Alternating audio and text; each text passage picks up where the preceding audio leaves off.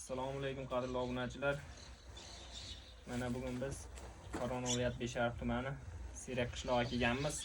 Molimizni yo'ldoshni olgani. Kecha molimiz tuqqan ekan.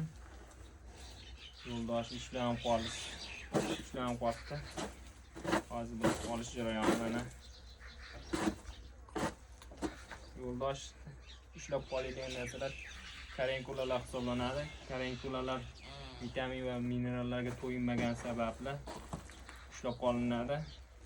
Buni ayrim chorvador uy egalari yo'ldosh tortib uzoq qo'yadi, ichkariga ketadi. Undan keyin endometrit degan kasallik rivojlanib qolib, molda mazasini qochiradi.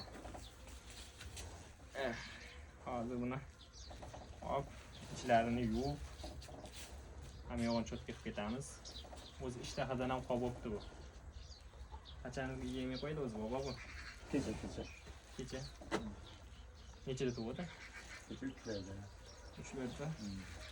O'zi 2 soatdan bir suti bo'ladi. Karenkulalar yana bitta narsani aytib o'tish kerak. Karenkulalar molda bachadonda 80 tadan 120 tagacha bo'ladi. Ularni asta qo'l yordamida ajratib olish kerak. Uni veterinar mutaxassis yordamida olish kerak bo'ladi. O'zi bular molni tortib, ichida karenkulalar uzilib qolsa qon ketadi. Undan keyin rosa bo'ladi. Shunaqa achib ketib o'tdi o'zi. Xo'p.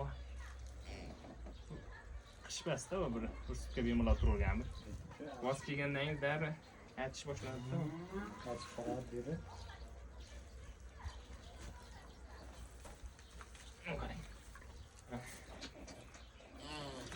Shunaqa yo'ldosh ushlanib qolgancha ro'zlarga yuborib qo'yamiz.